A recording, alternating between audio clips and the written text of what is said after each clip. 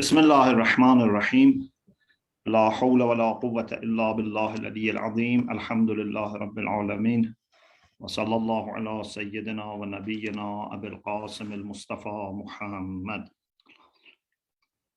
وآله الطيبين الطاهرين لا سيما بقية الله في الأرضين أجل الله تعالى فرجه الشريف. Alhamdulillah, we have tawfiq to have our session this week from Holy City of Qom, and we pray for a blessed session, inshallah. Our session today will be short, but at least, inshallah, we can keep it. As you remember, after discussing the school of power, Ayatollah Mutahhari started with the school of love or mahabba.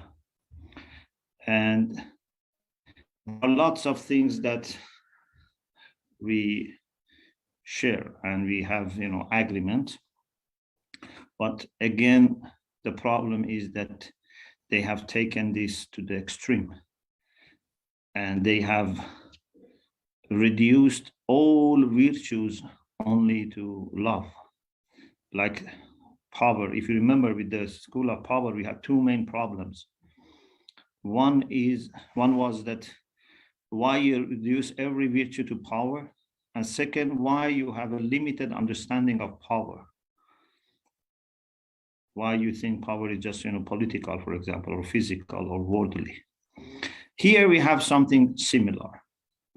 Why all virtues are reduced to love, and especially they mean loving people. And why you reduce loving people to just helping them with certain needs, as if the only thing that matters is meeting their physical needs, give them food and water, etc. So this is the summary of our discussion about love. But there are lots of course, details here. So the first thing that Ayatollah Mutahhari says after our discussion last week is about a difference between East and West in general. Of course, you can never have a, universal way of behavior in any geographical place.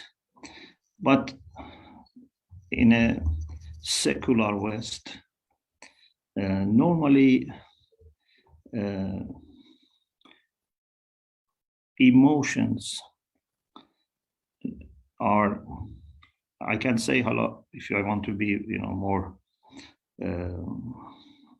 careful and more fair, maybe we can say it's more reserved. They don't share their emotions easily. And sometimes also maybe they don't have that much of emotions. For example, Ayatollah Mutahhari refers to two specific particular stories that some of his friends had shared with him about two countries in the West, that, how, for example, someone who had cancer and met, in the hospital with only Muslim brothers and sisters, but wife and child had left him as they knew that he had cancer. And he says this person died finally. There was no cure. And when he died, he said that we saw his son came. And we were happy that at least they have come for his funeral and, doing things for his departure. But he says we realized that he had come to sell his body to the hospital so that they can use it for, some experiments, etc. And another story also, that how someone was very much, close to his son, and the son was studying in that country, and on another table in the restaurant, for example, there was a couple and they were surprised, who is this person that you are so much serving? He said, my father. He said, why are you doing so much helping him? And he made it simple. Instead of explaining all the things about love between father and child, etc., I said, because he's kind to me, he sends money so that I can study here. But they weren't, surprised at why he's so much looking after his father, etc. Of course, those of you who live in the West, you know that West is very much divided in the sense that there are pockets. There are many good people and many emotional people also, but secular modern culture reduces the role of emotions first, and maybe reduces also the emotional ties. And sometimes they may even take it as a weakness, and sometimes they may think it's better, to let your child, leave the home, for example, when they are young, so that they can be independent and strong. So there are lots of things here discussed. So we don't want to go into this discussion. But in general, maybe it's fair to say that in East, whether it's Islam, whether it's other religions in the East, there's more place for sympathy and empathy and love and emotions, and even some moral philosophers have said that, for example, in the East, more focus is given to common good, but in the West is given more to individual rights. So even non-believers have said these things. So Ayatollah Mutahari says, therefore, we don't have any issue with, emphasis on the role of positive emotions or supportive emotions and love, etc. But our problem is that,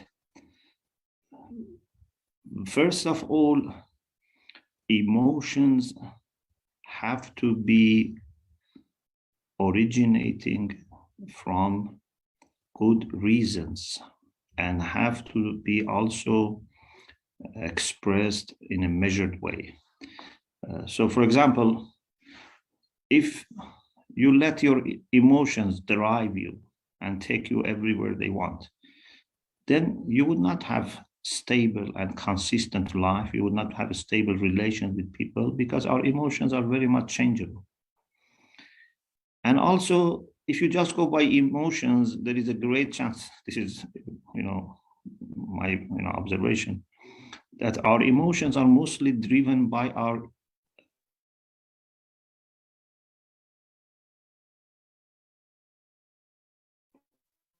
so think something positive or negative in someone, your emotions are affected.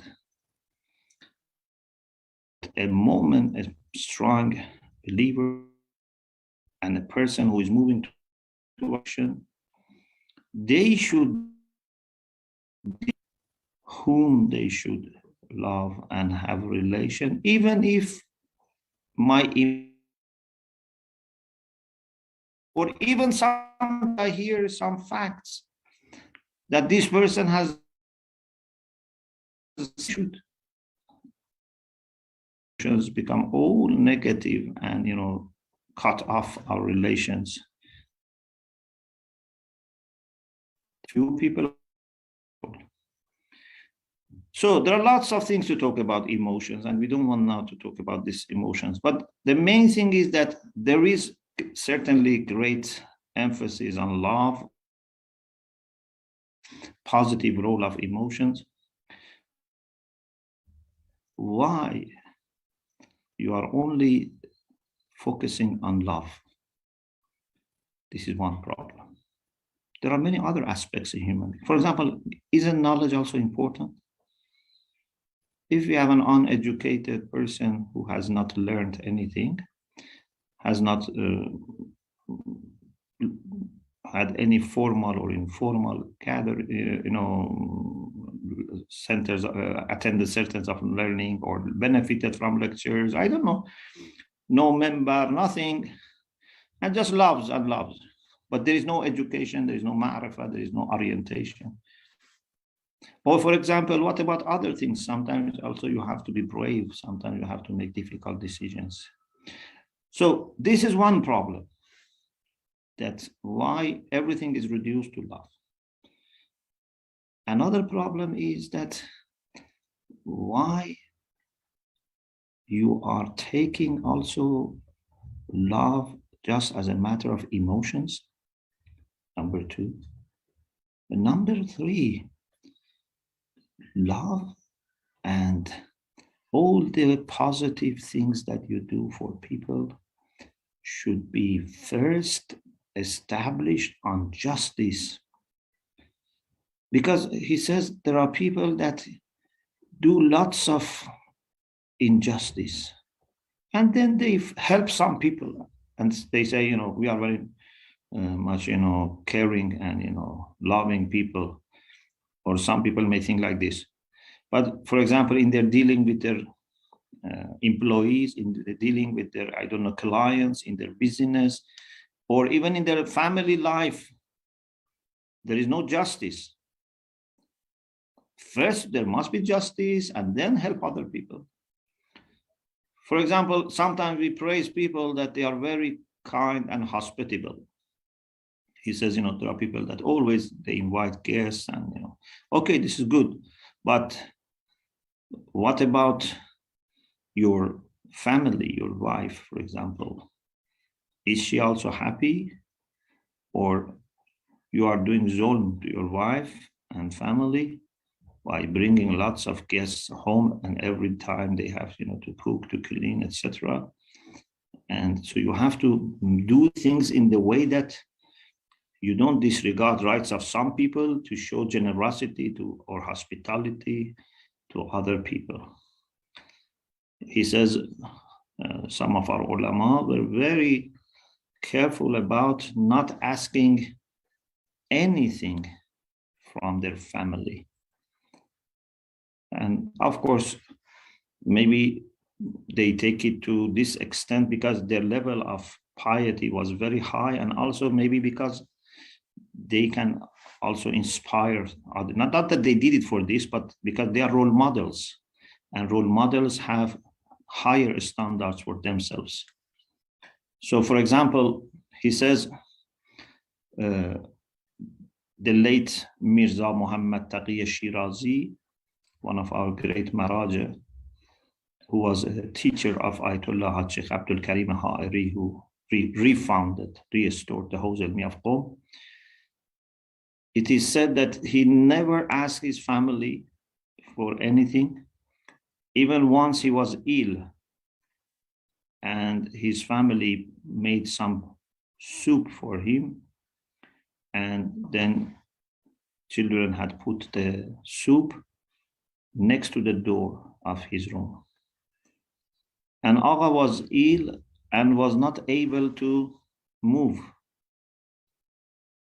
but didn't call his family to come and, you know, give me the soup, because he was thinking that, you know, I have no right to, you know, command anything. If my wife is cooking at home in the kitchen, if she's happy, she can do it, but I cannot say, bring it to me. So she had this level of, you know, concern. What we have in the case of Amirul Mu'minin alayhi salam also is that, although based on Lady Zahra's choice, internal affairs of the home were supposed to be taken care of by Lady Fatima, and external affairs by Amirul Mu'minin, but still he was helping a lot Lady Fatima. So we have to take care of all these details. And, you know, Islam is a religion that takes lots of care of details. And unfortunately, when we don't take care of these details, we cannot reflect the beauty of Islam. You know, imagine if there is a, you know, carpet, for example, you know, there's a beautiful carpet. Sometimes in a matter of inch, there are tens of ties or sometimes more, so that the resolution, the contrast is very high, and the quality of also carpet goes high, the beauty both. So imagine if there is a design which needs, for example, 700 ties in a measure, then instead of 700, you have 100 ties. The quality goes down. The beauty is not that much. Details are not visible. You know, how for sometimes, you know, this tie is in red, the next tie is in white, the next one is in blue. But if the resolution goes down, then in the place that's supposed to be white, then it still is blue, for example. So in the end, people think that design was not good, but not knowing that the one who made the carpet didn't follow the design. Islam is a religion that has care of lots of details. And if we don't observe Islam as a package, then would be like this carpet, which is not beautiful because details are nothing. So maybe, for example, we have good relation at home, but not in the community, or maybe in community, not in the society.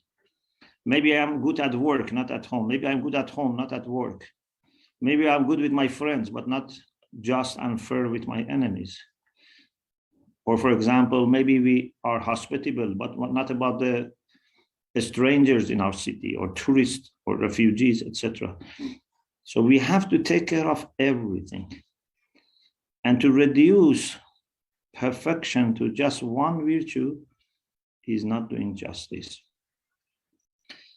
He says a very beautiful example from the life of the Prophet sallallahu alaihi wasallam took place in the Battle of Mu'tah. You know,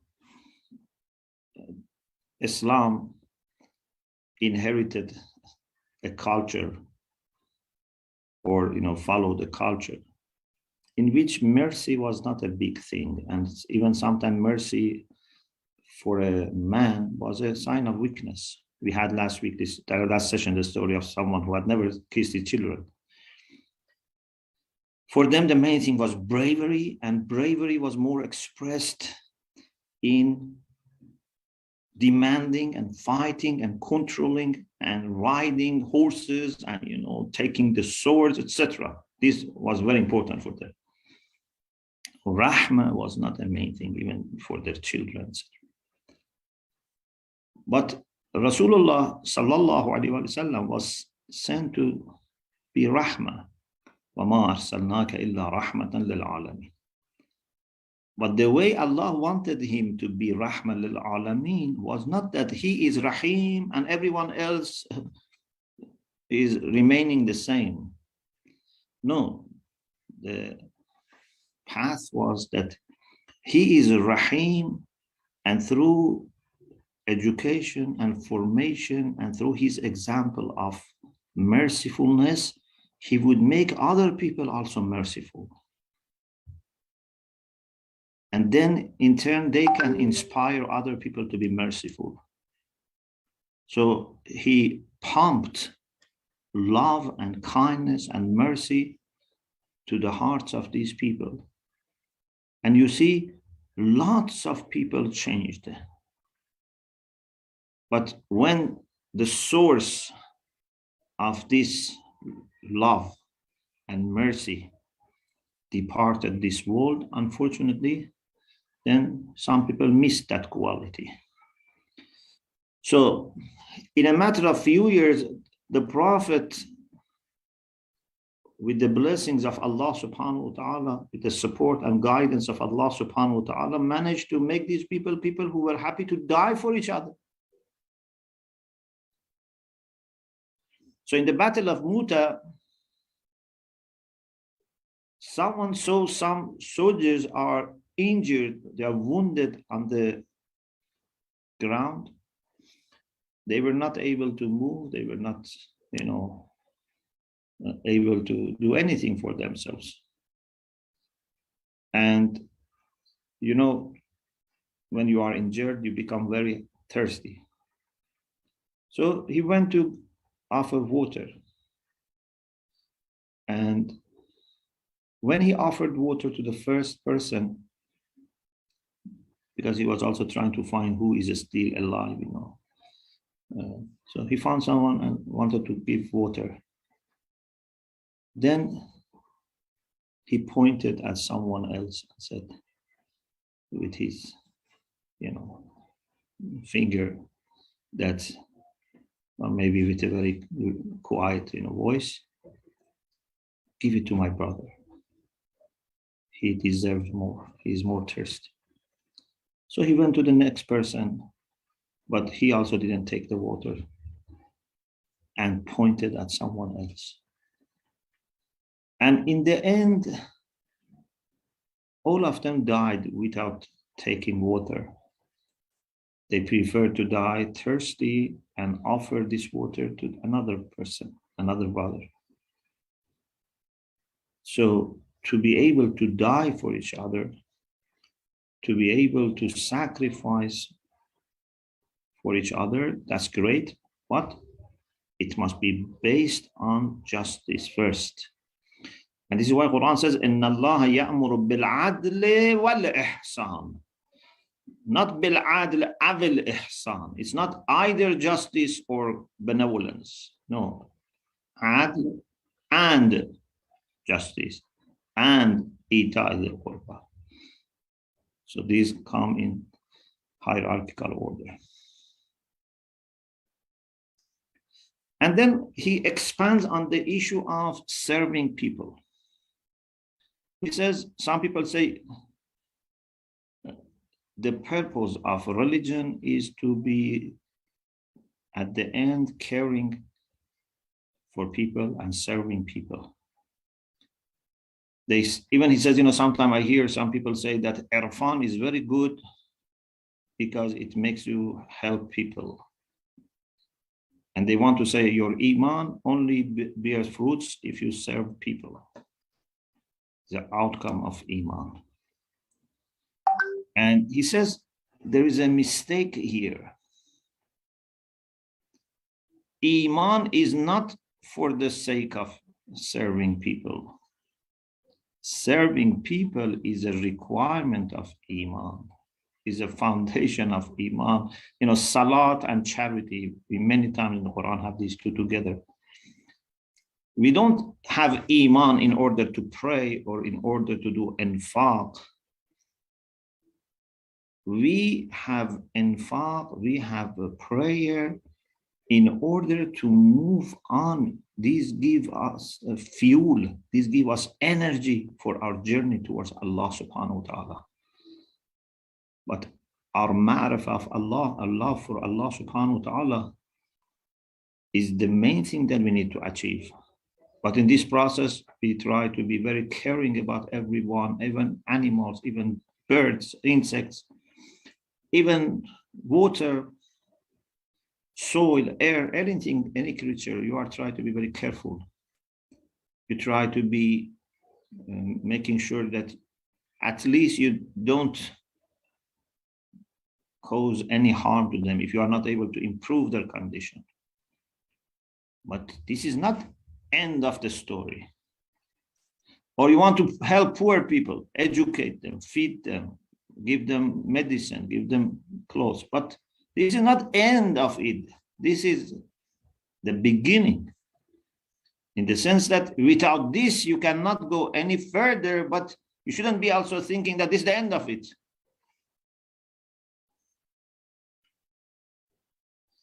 Another issue is that some people try to reduce every service only to these kinds of services. For example, just giving food, water, etc.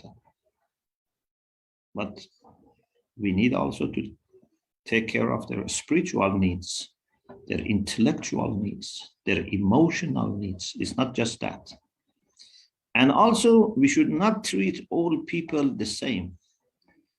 Maybe someone is struggling in order to protect his or her dignity and honor, and someone is damaging his own dignity and honor and is not listening, is not, cooperative, and even is trying to harm other people. We cannot say they are all the same and we need to love them the same and serve them the same. Yes, there are certain things that regardless of their character, we need to help. But we cannot say every person receives the same level of love and the same level of support and attention. So we have to be very careful about the way we define serving people. What type of service, what type of people, to what degree? And in the end, this is all one important aspect of faith, but it's not the only thing. It's one important aspect of perfection. This is not everything, and it's not the end of the story. So if other people end up with being charitable, we start with being charitable and we keep being charitable, but we don't, stop here.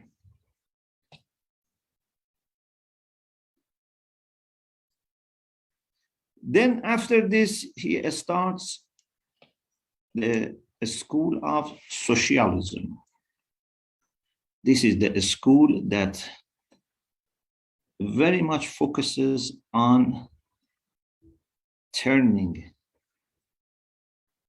individualism into socialism. Again, there is something good here, as we said in one of the early sessions, that each of these schools, they have some good observations. They have seen some of the issues, some of the problems, some of the opportunities for human progress. But the problem is that they have not been able to be comprehensive. And sometimes they have also made mistakes in distinguishing between what is right, what is wrong. But none of them is 100% wrong. It means none of them has missed the truth 100%. So they have something of truth in them. So emphasis on being not just concerned about individuals is good. Thinking of social aspects of human life is very important. Allama Tabatabai Rahmatullah Alayhi in Al-Mizan says that everything in Islam has a social aspect. Even salat, even wudu. For Hajj, for zakat, it's obvious. For salat, salatul jama'ah, salatul jum'ah, salatul eid, it's obvious. But everything in Islam, he says, has a social element. So we are not ignoring social life. But the thing is that at the same time, we should not neglect about the individuals. And then this school of socialism has another problem, and that is the solution they offer. They say we have to cancel individual properties, individual ownership. Everything should be owned by society. They say that problems start when people own things. Some people who are also religious, they have tried to say that this is like, for example, when Adam alayhi salam was in heaven, there was no problem. But when he and Eve came to the earth and the descendants of them grew here, then problems started with ownership. And when societies advanced and became more populated, there were more problems. So they tried to say, it's better that if we go back to the original communism, to the initial life which was based on only common ownership. And socialism for them is a way, as a transient situation for reaching, again, communism. But the problem is that, first of all, by cancellation of individual ownership, society may decline in many standards. Lots of misuse can happen. Some people become lazy, some people try to take advantage, and many issues happen. But if you want to look at it more, fundamentally, the problem is not whether I own something or not.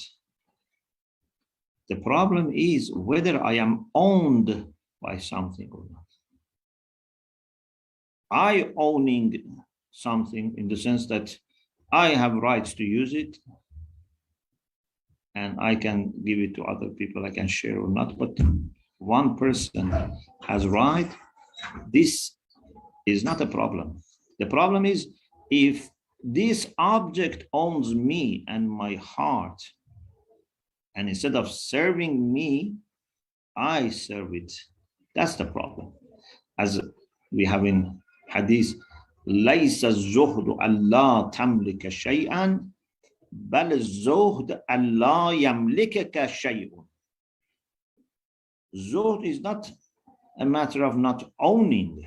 Zuhd is a matter of not being owned. And none of the countries with 100% socialist economy were able to progress. There are lots of beautiful points in this kind of system that take care of social welfare, etc. But if you want really to cancel social ownership, individual ownership, and everything is owned by society, then they cannot progress, and they cannot have anything to offer them to the society. Then at the end, poverty would be shared instead of wealth. So this school, according to Ayatollah Mutahari, has a big mistake. The mistake is not that we want to move from just being concerned about me to being concerned about others, or turning me into we. This is not the problem. Actually, this to some extent is true, and we want to achieve. In Irfan also, we try to get rid of me. And in Allah, we try to turn to we, not separate from Allah subhanahu wa ta'ala. So we have also similar concerns, but in different ways. But the problem, the main problem with this is, again, taking something to the extreme and offering a solution which is not doable and which is not justified. And actually, in practice, we have seen in many countries that it has not worked. Then he expands on the issue of zuhd, as I said, that for us, dunya, in the sense of belonging, in the sense of being owned by blessings of this world, is disliked. But dunya, in the sense of benefiting from the blessings, is very much, valued and appreciated. And we thank Allah subhanahu wa ta'ala for every bit of it. Amir al-Mu'minin alayhi salam says, Ad-dunya daru mamarrin, la daru maqarrin. وَالنَّاسُ فِيهَا رَجُلَانِ رَجُلٌ بَاعَ فِيهَا نَفْسَهُ فَأَوْبَقَهَا وَرَجُلٌ ابْتَاعَ نَفْسَهُ فَأَعْتَقَهَا. Dunya is a place for transition, for moving, not to settle. It's not where you stay forever. It's transient situation. And there are two kinds of people here. Someone some people that they sell themselves in dunya. It's like a market. They sell themselves and destroy themselves. So they buy dunya and sell themselves. They give their own honor, dignity, value, and just buy dunya. These people are destroying themselves. And some people buy themselves in dunya and free themselves. So they offer something worldly, but they gain their own honor and dignity and freedom. In the series on Nahjul Balagha, introduction to Nahjul Balagha, which was based on the Ayatollah Mutahhar's Sayyid Nahjul Balagha, we had extensive discussion about Amirul Mu'minin's approach to dunya in Nahjul Balagha and Zuhd, etc. And this was one of the things we discussed over there in more details.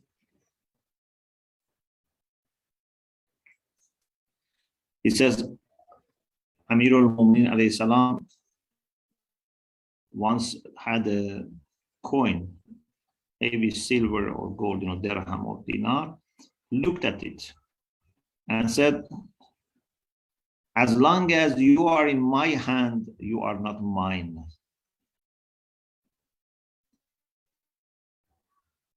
When I use it, I use you, I spend you for the sake of Allah, then you become mine. So, like, when Rasulullah, they had a, Zabiha, they had, made a sacrifice and was distributing, and a wife of the Prophet said that, nothing remained for us. And Rasulullah said, whatever we give away, they remain for us, not what we eat. One day, Amirul Mu'minin was passing by a butchery, and the butcher told Amirul Mu'minin, today I have brought, quality meat. Amirul Mu'minin said, I don't have money. He said, I can be patient. You can take the meat and give money later. Imam said, I tell my stomach to be patient. Instead of taking money and you would be patient with me, I can say to my stomach to be patient, so that I don't feel, that I am under debt.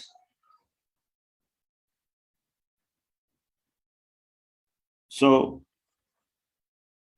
this is part of the discussion about the school of socialism. Inshallah, we will resume this in the next session with the discussion about Islah Darun. We have to improve from within. And that is the only way to get rid of ego.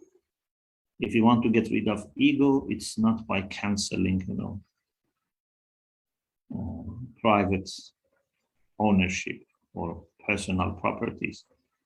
We have to get rid of ego through Islah Darun, through correcting ourselves, improving ourselves, building ourselves. And inshallah, this will be our topic for the next session. We pray to Allah subhanahu wa ta'ala to bless the soul of Ayatollah Mutahhari and all our scholars who have passed away, and increase their lives and preserve for us our scholars. May Allah, inshallah, in this day of Jummah, send His rahmah and maghfirah to all mu'mineen and mu'minat, especially those who have rights upon us. And may Allah keep all of you healthy, inshallah, and successful in all your affairs. Wa akhiru da'wana and alhamdulillah rabbil alameen. Ahsantum, jazakallah, Sheikh. May Allah bless you. So, Sheikh, we got 3 raised hands. Do you have time to take those questions? Yes, inshallah, for 10 minutes I can. All right, so Sister Sultana Zahra, could you please unmute yourself and ask question?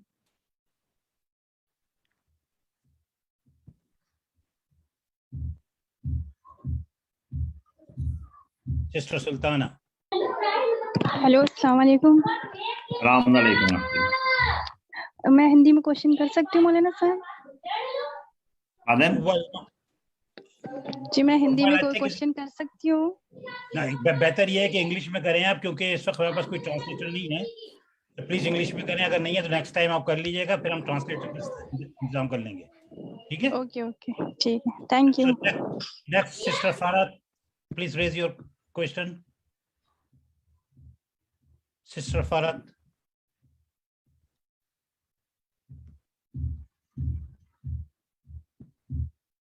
Sister Farah, please unmute yourself and raise question.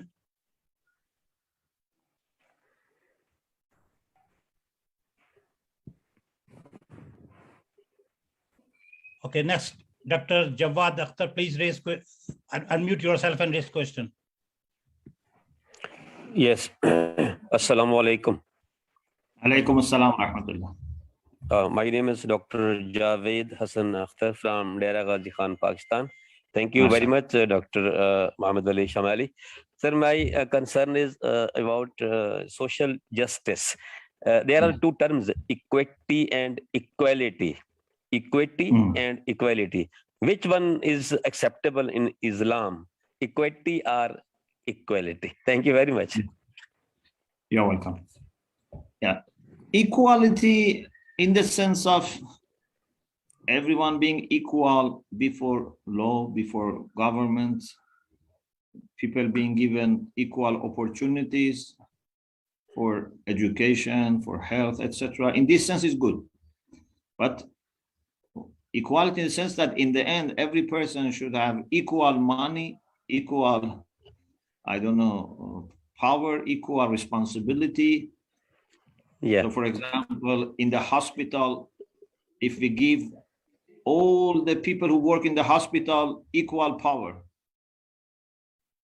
it's not going to work. Certainly, there are areas that nurses can make decisions. There are areas that doctors, there are areas that consultants, there are areas that the head of the hospital. So equity in the sense of social justice is a better word. And certainly social justice then tell us where we can have equal opportunities and where we can have different earnings, for example. So you can have equal opportunities, but in the end of the day, salaries would be different. You cannot say, salaries must be equal. Like a teacher who gives equal mark to every student, no matter how much they worked, no matter how much they learned. It's not good. So equity is better, and equality in certain areas is appreciated, but certain areas, especially when it comes to people seeing the results of their efforts, equality is not good. It's equity, which is good.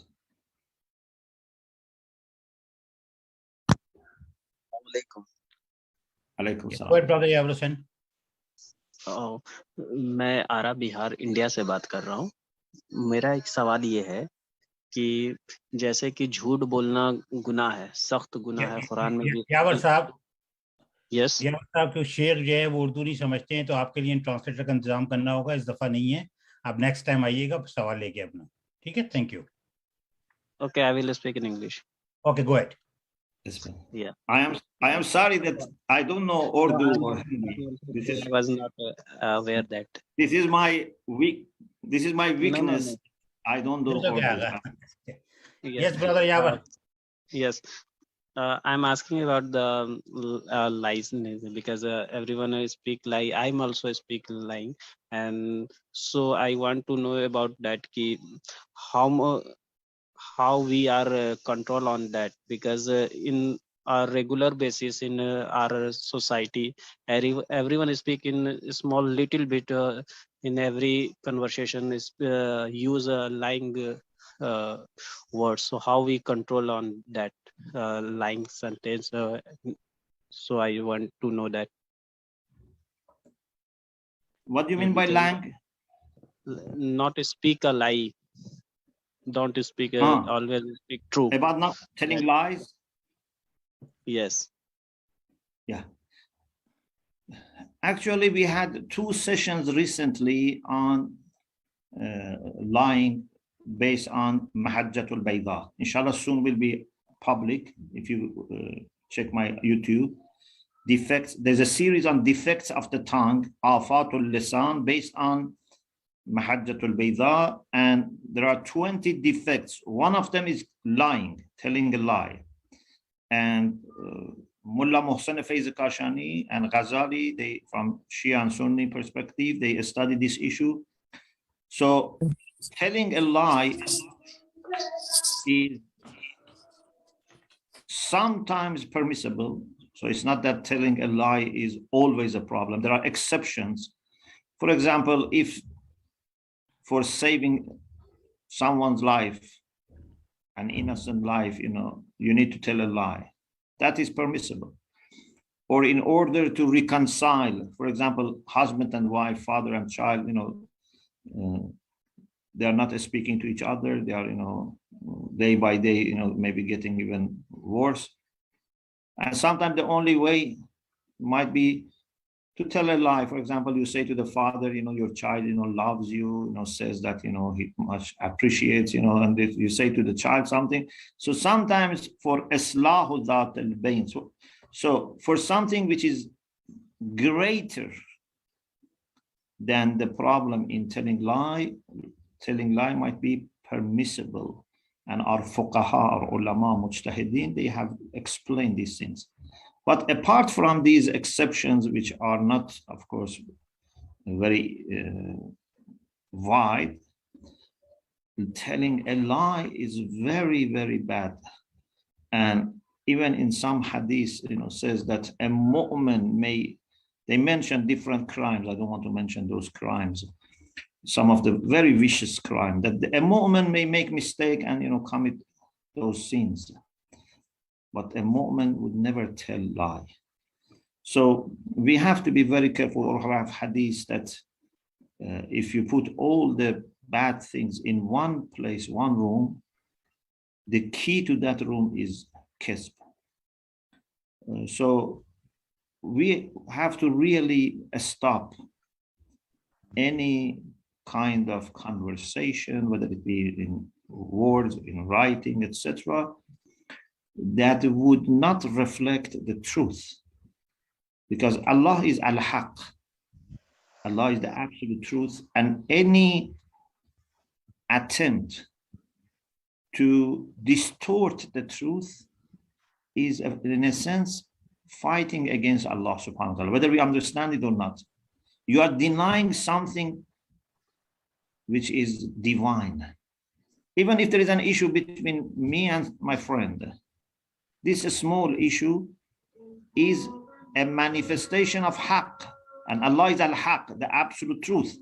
So we have to be careful and observe any pieces of truth so that we can be fully obedient to al-haq. In our also tarbiyah, in our families, in our school, madrasas, one of the things that we have to emphasize on is telling the truth, and inshallah, then above telling truth, then being a Siddiq, being truthful person, not just telling the truth. This is a very important thing. Thank you for asking this question. Jazakumullah khairan. The last question for the day, Sister Batul. Assalamu alaikum wa rahmatullahi wa barakatuh. Alaikum assalam wa rahmatullah, sister. My question is that you mentioned the quote of Amirul Mu'minin al-Islam, dunya is place of transition. Yes. The question is that how can we train or remind ourselves that dunya is a place of transition? Yes. Yes. Actually, this is the main issue, that we know this, but how can we keep remembering? Because many times we forget. The dunya, has attractions, and sometimes, we manage to keep ourselves safe from this point, this attraction, but other attractions come. So many ways that can help us in this regard, but I mentioned few. One is to reflect, tafakkur, about the nature of this life. What is the nature of this life? This thing that I want to achieve. For example, I work hard to become, I don't know, a powerful politician. What is the end of it? What I'm going to, have with me? Something that not what can be taken away from me. Something that can, be with me in my eternal journey. Or about money, many things. Tafakkur is one way. Another thing is to choose friends. We cannot choose our family members all the time, but at least we can choose friends that they are not attached to dunya. There's a hadith which says a friend is a brother that you choose, or a sister that you choose. Maybe my own brothers and sisters or cousins, some of them are interested in dunya, or I am surrounded by people who are saying, but I can choose friends, mu'mineen, mu'minat, that when I talk to them, when I see their way of planning and balancing values, etc., I see akhirah for them is important, at least. Those that yuraqibukum fil akhirati amaluh, as Hazrat Isa alayhi salam said, their amal would make you more interested to work for your akhirah. Another thing is to think and visit the dead people, graves, and to go to the cemetery. This is also very powerful, because we know that this will be our also destiny. Or, for example, to go to hospitals, to visit ill people in hospital, in home. You see, our life is so vulnerable, and we should use this limited opportunity to achieve something that can remain, not something that can be lost. So there are many things that can help us. Islam has lots of plans and lots of suggestions for this, because this is the main thing. حُبُّ الدُّنْيَا رَأْسُ كُلِّ خَطِيئَةٍ is the root of all our problems. And therefore, the solution starts with controlling this.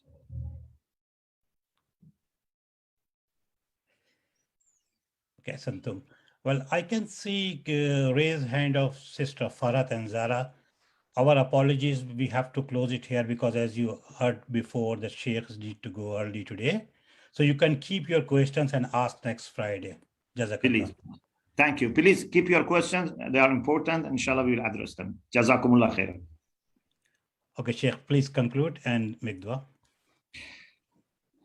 We end with dua faraj. Bismillah ar-Rahman ar-Rahim. Allahumma salli ala Muhammad wa ala Muhammad. Allahumma kulli waliyyaka al-Hujjat ibn al-Hasan salawatuka alayhi wa ala aba'ih fi hadhihi as-sa'ah wa fi kulli sa'ah waliyan wa hafidha wa qa'idan wa nasira wa dalilan wa 'ayna hatta tuskinahu ardaka taw'a wa tumatta'ahu fiha tawila wa amnun 'alayna bi ridah wa hab lana ra'fatahu wa rahmatahu wa du'ahu wa khayrah. اللهم اشف مرضانا اللهم ارحم موتانا اللهم اقض حوائجنا ببركة الصلوات على محمد وآل محمد. أحسنتم يا شيخ. Thank you very much. التماس الدعاء. التماس الدعاء في أمان الله. في أمان الله وحده. خدا حافظ.